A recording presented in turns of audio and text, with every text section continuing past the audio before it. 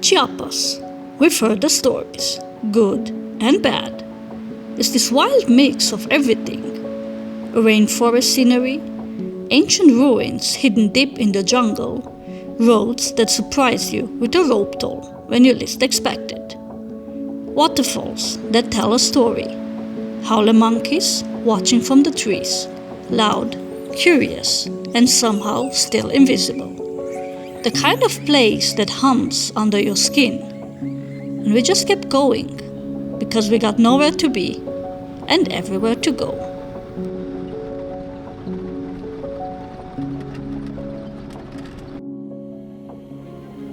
Have you ever asked yourself, when is the right moment to start your own adventure? We choose ours and decided now is the moment. We are Andreea, Christian and Nacho. Together we are driving the longest road in the world, over 40,000 kilometers, from the Arctic Ocean to the southern tip of South America. This is the Pan American Highway. We're not rushing, we are here to catch every moment, every place and every story we find along the way. This isn't a break from life, this is life. Raw, real and better than we ever imagined.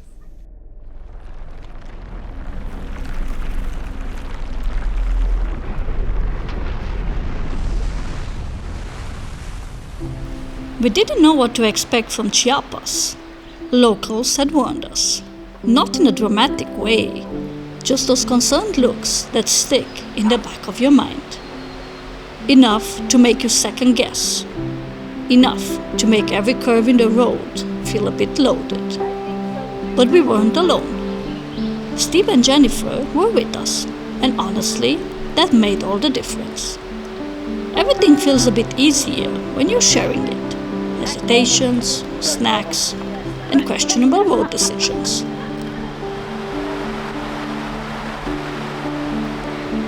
Luckily, we were able to camp right in the parking lot at Cascada El Chiflón. After breakfast, we decided to hike up to the waterfall, 1.2 kilometers uphill.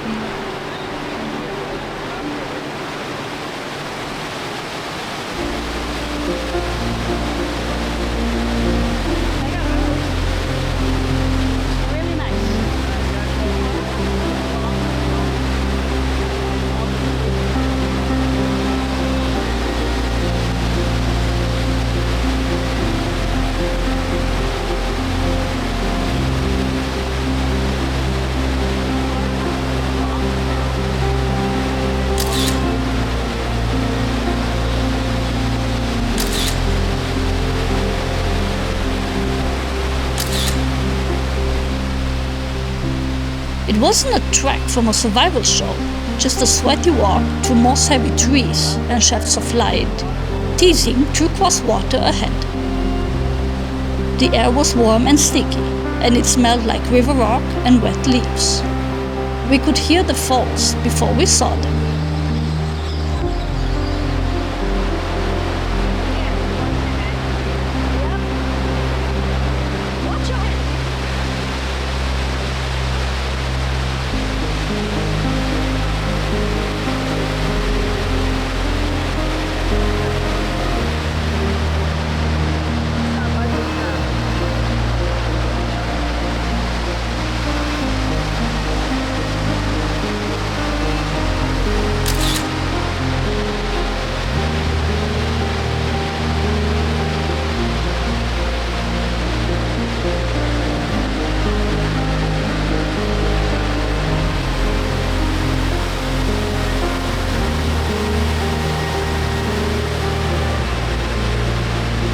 When we first glimpsed the falls, the water was this fractured blue, like someone sprinkled crushed sapphire into a stream.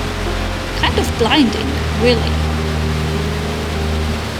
Locals tell the story of Velo de Novia, the bride's veil, a woman who cried for her lost love, her tears flowing forever in the water. I don't know how much I believe, but standing there, mist in my face, I could almost see that pale veil drifting in the falls.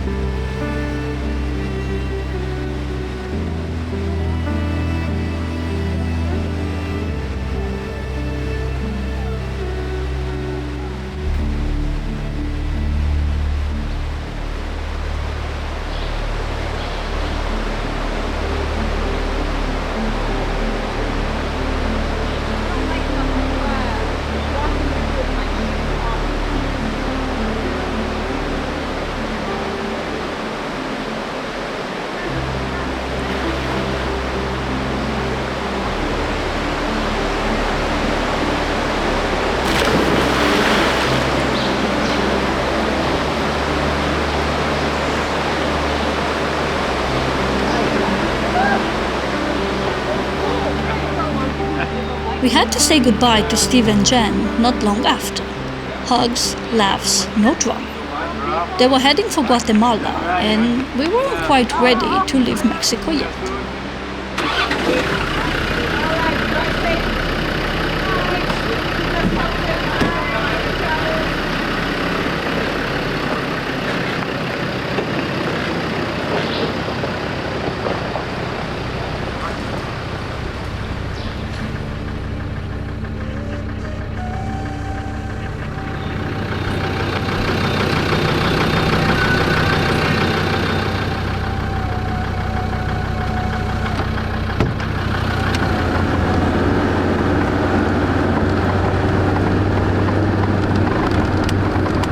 Somewhere along the way, we stumbled on Tenam Puente.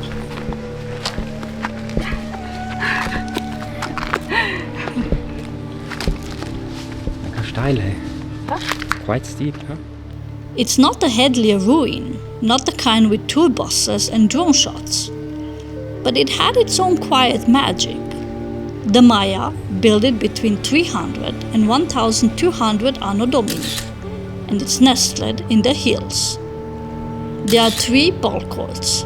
You can still see the outline of them where they played Poc-ta-Poc, which wasn't just a game, it was this ceremony and ritual, all metaphor and meaning. Day fighting night, life clawing at death. You don't need a tour guide to feel the weight of that.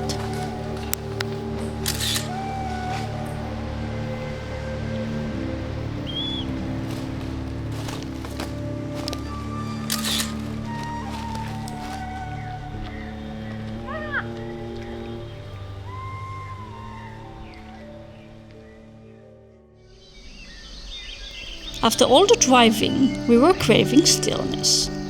We found a lake in Montebello region, completely unplanned.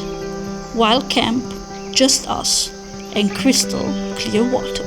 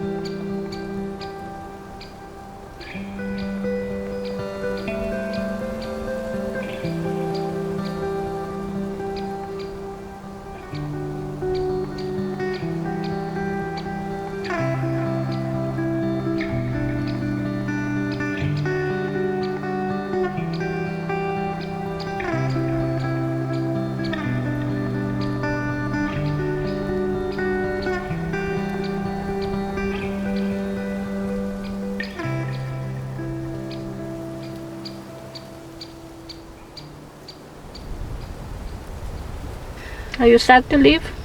Yes. Why? Very sad, because it's a super nice place. And yeah, perfect water, super nice, not too cold, not too warm. The temperature was also very nice. Was in the night, was cool. During the day only like 30 degrees, which is super comfortable here. And not a lot of tourists. I mean, we didn't saw tourists, only the Mexican tourists, and especially the people from the town. They're coming here to the lake to go for a swim, like almost every evening. So we were here now almost a week, and you get to know these people because it's always the same people. And yeah, we're trying to find some other nice places in Chiapas. Hitting the road, and we have to fill up everything. Like gas is empty, water, should fill up water. and food. So We noticed the landscape changing. At first, it was all tall pines and open forest. But somewhere along the way, the trees thickened, the green deepened, and suddenly it felt more like jungle than woods.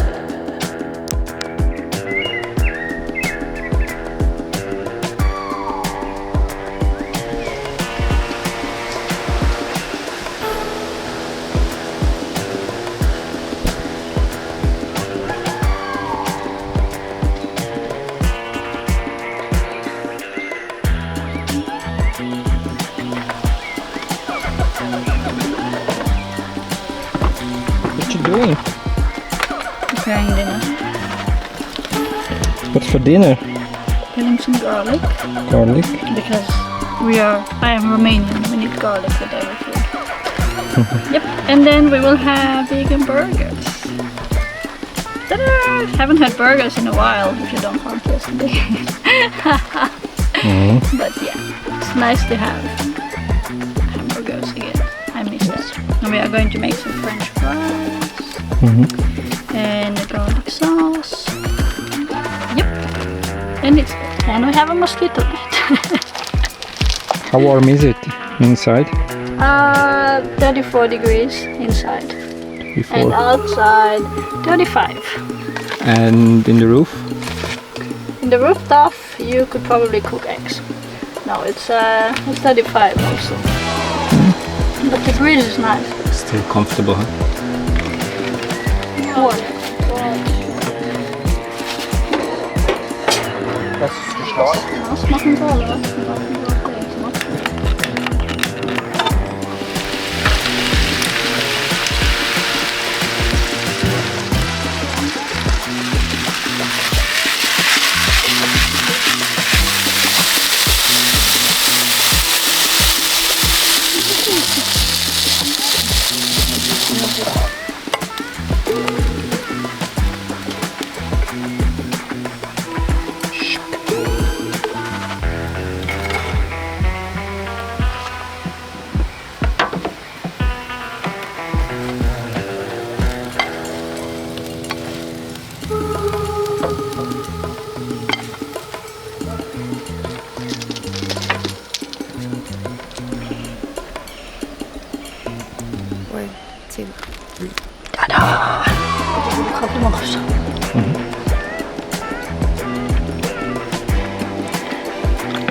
Qué bueno. Qué bueno. Qué bueno, hamburguesa y patatas fritas. Sí. Órale. Our next stop was Agua Azul. We didn't take the regular road, obviously. We've heard stories about rope dolls, people blocking the road and asking for money. But we haven't experienced anything like this, so we thought, hey, maybe we will get lucky again. Well, scratch that. A few kilometers in, yep, a rope across the road. A couple of men standing there like gatekeepers, asking for money. We stopped, gave a few pesos. Cooperación, they called it. A donation. That's the polite word.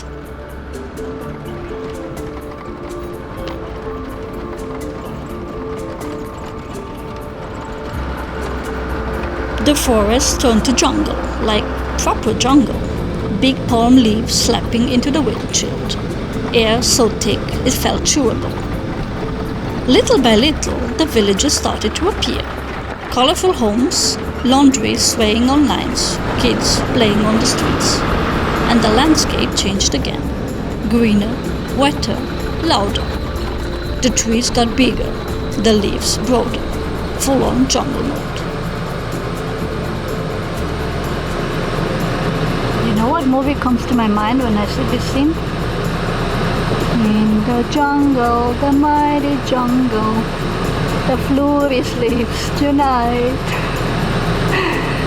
In the jungle, the mighty jungle, the Fluri sleeps tonight.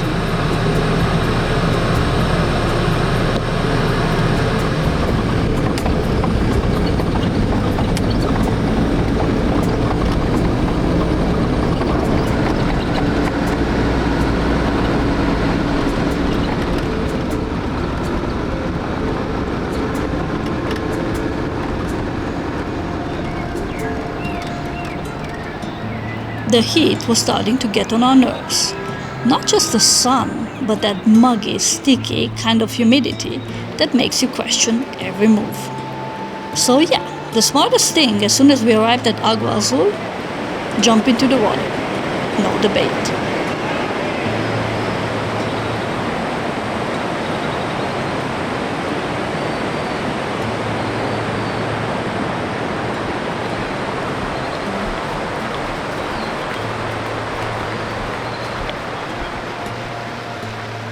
Since the tourist season only really kicks off in November, we had the whole place mostly to ourselves, once the day trippers packed up and left. Honestly, that's the best part of traveling like this. You get to hang around when the crowds are gone, and the place feels a little quieter, a little more yours.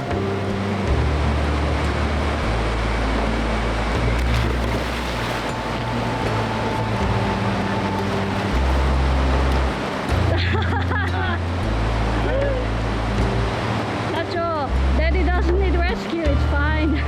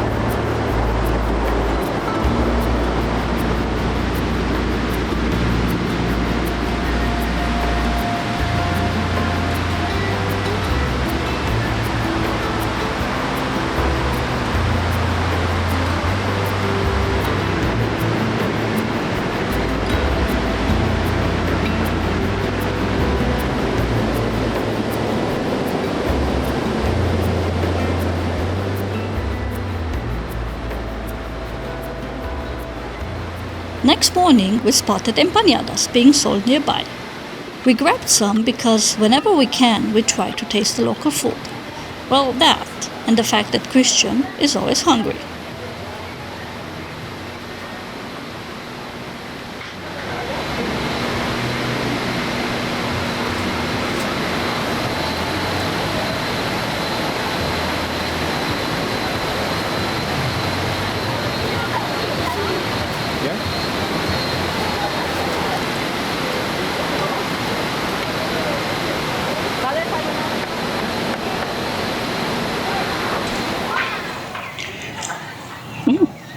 Good morning.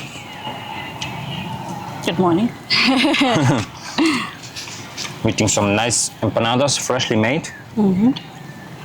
Really good. Con queso and with potatoes. Right? And we drove to this mountain road. It was not really a mountain road, but through the small villages. It was really nice.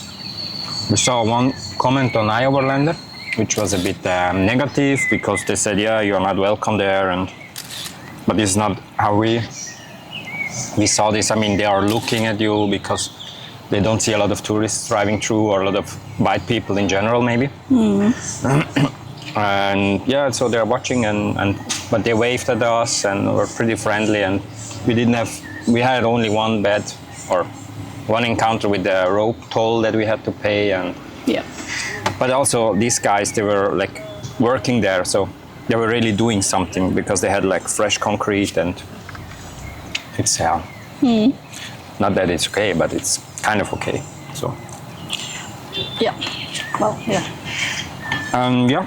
We also went on Zapatistas ground. That was a bit weird feeling at the beginning when we were driving, and then we just saw this big sign saying you are finding yourselves on Zapatistas rebels ground.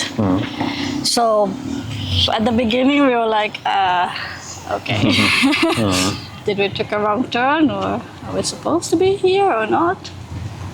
And yeah, I've been reading a bit online about, Zapatistas and the villages in Chiapas and what they have to face sometimes. And yeah, it's not always pretty.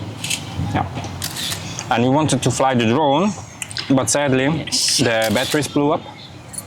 And yeah, I'm going to show you the batteries. Yeah, that's bad. That's really bad. That's really strange because you cannot fix this. You see, it's like bended, and the problem is we cannot fit them anymore inside because it's too much blown up. And yeah, so we have to either replace the batteries, which we don't want to spend money on an old drone, so we are buying a new one at some point. But for the moment, we have this problem. Yeah, and it also cracked. And yeah, so we have to buy a new one in the next couple of weeks. Yay! Yeah. Happy times. Yes. But Chiapas was nice, no? Especially when we were a little bit higher, because it was super nice in the night. Yes. It was cool. Yeah. Yep, and now we are thinking if we should go to Palenque to see the ruins or not, because the issue is it's hot, very hot, and we are not allowed to take Nacho with us, so he would have to stay in the car. Which is a bad idea. Yeah, even if we start going to the ruins at 8, he will still be in the car for 2 hours, and I don't think that's very responsible to do right now. So probably no ruins for us. No. No ruins for Nacho. Yeah. Yeah. Yep. So the next destination is Yucatan Peninsula. Where it's even hotter, so. Yeah. Yeah. As long as we're driving, it's okay because we can run the AC, which luckily this AC that we have is very good. Yes. It's cooling down the car pretty good. We don't have the original Land Rover one, so it's pretty good. But as soon as you stop, the heat is pushing in like hell, and yeah. Yeah. Also last night we had 35 degrees in the rooftop all night, and we had everything open. Yeah, Pretty impossible to sleep. Yep. Yeah. Yep. C'est la vie. See you soon. Bye. As we left Agua Azul, I spotted something in the trees. At first, I thought I imagined it, but no, there they were, howler monkeys. Turns out, they are some of the loudest land animals on Earth. Their calls can travel 3 to 5 kilometers. They mostly eat leaves and fruit, spending their days chewing and lazing in the canopy. They play a crucial role in the forest by spreading seeds and helping the jungle stay healthy. But lately, they are struggling. The heat waves and droughts in the region have been brutal, causing dehydration and even death in some troops. It's a quiet crisis happening high up in the trees, mostly out of sight.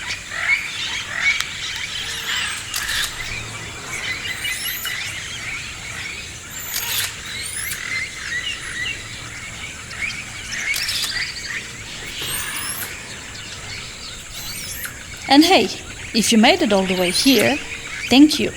Every like, comment, share and subscription helps more than you know. A special thank you to those of you supporting us through Super Thanks, Patreon or in any other way. Thank you for being a part of our story. See you in the next one.